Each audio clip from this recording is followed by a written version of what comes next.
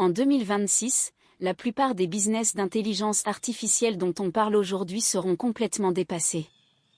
Les générateurs d'images, les assistants d'écriture, tout ça, ce sera la base, l'équivalent de savoir utiliser Internet aujourd'hui. Ce qui va vraiment créer les nouvelles fortunes, les nouvelles industries, personne n'en parle encore. Pourquoi ? Parce que la première vague de l'IA, c'était la création. La seconde vague, celle qui arrive, c'est l'intégration dans le monde réel. Oubliez tout ce que vous croyez savoir. Aujourd'hui, on plonge dans les 7 secteurs méconnus où l'intelligence artificielle ne va pas juste innover, mais créer des empires d'ici 2026. Accrochez-vous, le futur est bien plus proche et bien plus étrange que vous ne l'imaginez. Le premier domaine, c'est ce que j'appelle l'IA, plombier. Ça ne fait pas rêver ? Pourtant, c'est là que se cache une opportunité colossale. On parle de la maintenance prédictive hyperlocale. Aujourd'hui, quand votre chaudière tombe en panne, vous appelez un réparateur en urgence. Demain, un business proposera un abonnement qui connecte des microcapteurs à vos appareils domestiques. L'IA analyse en continu les vibrations, la consommation d'énergie, la température. Elle ne vous dit pas « votre chaudière est cassée », elle vous dit « dans 27 jours, la pression du circulateur va chuter de 12%, provoquant une panne ». Un technicien peut passer mardi prochain pour remplacer la pièce qui coûte 15 €. L'exemple concret, c'est une start-up qui ne vend pas des chaudières, mais un service de tranquillité thermique. Pour 30 € par mois, elle garantit que vous n'aurez jamais de panne d'eau chaude ou de chauffage. Son IA gère la maintenance de milliers de foyers, commande les pièces en avance, et optimise les tournées des techniciens. Ce n'est pas de la vente d'équipement, c'est de la vente de certitude. Et ça va s'appliquer à tout, l'électricité, la plomberie, l'électroménager. Le marché est gigantesque et il est quasi vierge. Mais ce n'est que la partie visible de l'iceberg, car l'IA ne va pas s'occuper que de nos machines. Le deuxième chapitre nous emmène dans un territoire bien plus intime, les traducteurs d'émotions. La santé mentale est un enjeu majeur, mais les applications actuelles sont souvent génériques.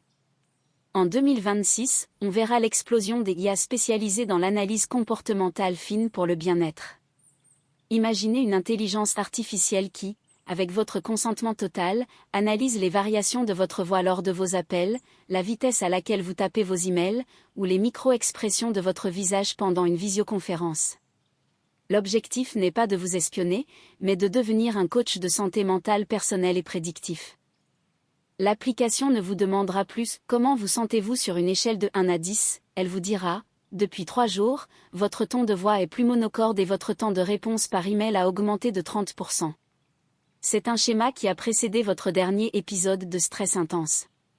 Voici un exercice de respiration de 5 minutes et je vous suggère de prendre une pause de 15 minutes maintenant. Un exemple concret serait une entreprise qui vend cette technologie aux entreprises soucieuses du bien-être de leurs employés. Les données sont entièrement anonymisées et agrégées. Le tableau de bord ne montre pas « Jean est stressé », mais le niveau de stress collectif de l'équipe marketing a augmenté de 20% cette semaine, coïncidant avec la deadline du projet X. L'entreprise peut alors agir non pas sur les individus, mais sur l'organisation du travail. C'est une révolution dans la gestion des ressources humaines. Et s'il y a peut lire nos émotions, attendez de voir ce qu'elle peut créer de toutes pièces. C'est notre troisième secteur, les architectes de données synthétiques. C'est un concept un peu technique, mais l'opportunité est monumentale. Pour entraîner une IA, il faut des données, des milliers, des millions d'exemples. Mais les données réelles, surtout dans des domaines comme la santé ou la finance, sont ultra protégées, rares et pleines de biais. Le business de 2026 ne cherchera plus de données, il les fabriquera. Ce sont des entreprises qui vont utiliser des IA génératives pour créer des jeux de données entièrement artificiels mais statistiquement indiscernables de la réalité. Imaginez une start-up pharmaceutique qui veut créer une IA pour détecter une maladie rare du cerveau. Trouver 10 000 scanners de patients réels est impossible et pose d'énormes problèmes éthiques. Un architecte de données synthétiques peut générer 100 000 scanners de cerveaux artificiels, avec toutes les variations possibles de cette maladie, sans jamais utiliser une seule donnée de patient réel. Le service vendu ici est l'accélération de la recherche et du développement. L'exemple est une société qui se spécialise dans la création de populations synthétiques pour tester des voitures autonomes. Elle génère des milliards de kilomètres de données de conduite dans des villes virtuelles, avec des piétons, des cyclistes et des conditions météo imprévisibles, permettant de tester des scénarios trop dangereux à reproduire dans la réalité. Ces entreprises seront les fournisseurs de matières premières de toute l'économie de l'IA. Mais ce n'est pas tout, car l'IA va aussi augmenter nos propres capacités physiques. Ce qui nous amène à notre 4e point, le coach sportif augmenté. Les montres connectées et les trackers de fitness sont la préhistoire. En 2026, l'IA offrira une analyse biométrique et gestuelle en temps réel. Le business n'est plus de vendre un appareil, mais un abonnement à un coaching personnalisé ultime. Pensez à un coureur amateur qui veut améliorer ses performances. Il active une application sur son téléphone, le pose contre un mur, et court sur place ou sur un tapis. L'IA analyse sa posture, l'angle de ses genoux, l'attaque de son pied au sol, sa cadence. Et elle lui donne un retour audio en direct, redresse ton torse de 3 degrés. Attaque légèrement plus avec le milieu du pied, tu exerces trop de pression sur ton talon, risque de périostite tibiale dans 50 km. L'exemple concret, c'est une start-up qui s'associe à des salles de sport pour installer des miroirs intelligents. Pendant que vous faites vos squats, le miroir superpose un squelette de couleur sur votre reflet. Les os deviennent rouges quand votre forme est dangereuse, et verts quand elle est parfaite. L'IA ne se contente pas de compter les répétitions, elle assure que chaque mouvement est parfait pour maximiser les gains et éviter les blessures.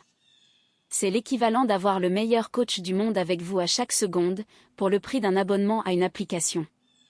C'est une fusion totale entre le monde numérique et notre corps. Et avec une telle puissance vient une énorme responsabilité. C'est le cœur de notre 5e chapitre, les gardiens de l'éthique IA. Plus l'IA prendra de décisions importantes dans le recrutement, l'octroi de crédit, le diagnostic médical, plus la demande de transparence et d'équité va exploser. Des lois, comme les actes européens, vont obliger les entreprises à prouver que leurs algorithmes ne sont pas discriminatoires. Un nouveau métier va naître, auditeur en éthique IA. Le business consiste à offrir un service d'audit et de certification. Ces entreprises vont analyser les modèles d'IA de leurs clients pour débusquer les biais cachés, vérifier la provenance des données d'entraînement et s'assurer que les décisions de l'algorithme sont explicables. L'exemple, c'est un cabinet de conseil qui a développé une plateforme pour stress-tester les IA. Il soumet l'algorithme à des milliers de scénarios extrêmes pour voir comment il réagit et délivre un score d'équité. Les entreprises pourront afficher ce label, certifié IA éthique, sur leurs produits pour gagner la confiance des consommateurs. Ce n'est plus un avantage concurrentiel, ça deviendra une obligation légale et morale. Ces gardiens seront les garants de la confiance dans un monde gouverné par les algorithmes. Et cette confiance sera essentielle pour la prochaine étape, nourrir le monde. Notre 6e business nous ramène sur Terre, littéralement, l'agriculture de précision verticale et urbaine. L'idée des fermes verticales n'est pas nouvelle, mais l'IA va la rendre massivement rentable et adaptable. Le business de 2026 ne sera pas de construire des fermes gigantesques en périphérie, mais de vendre des unités de production hyperlocales et autonomes. Imaginez un restaurant qui installe une armoire de culture dans sa propre cuisine. Cette armoire est un écosystème fermé, géré par une IA. Des capteurs analysent en continu le niveau de nutriments, le pH de l'eau, le spectre lumineux et même la santé de chaque plante via des caméras hyperspectrales. L'IA ajuste les conditions en temps réel pour optimiser la croissance et le goût. L'exemple concret est une entreprise qui ne vend pas les armoires, mais des abonnements à récolte. Un chef cuisinier peut dire à l'IA via une application « Je veux 20 grammes de basilic thaï avec un profil de saveur plus anisé pour mercredi prochain ». L'IA ajuste alors le cycle de lumière et les nutriments pour produire exactement ce basilic. C'est la fin du gaspillage, la fin des transports sur des milliers de kilomètres, et le début d'une alimentation ultra personnalisée. Ces entreprises seront au cœur de la révolution alimentaire des villes intelligentes. Et voici maintenant le plus important, l'idée qui transcende toutes les autres. Nous arrivons au 7e et dernier chapitre, le plus profond, le plus humain, l'IA, mémorial. C'est l'idée que l'IA peut servir à préserver notre héritage le plus précieux, nos souvenirs, notre personnalité. Le business ici est celui de la création d'un jumeau numérique posthume.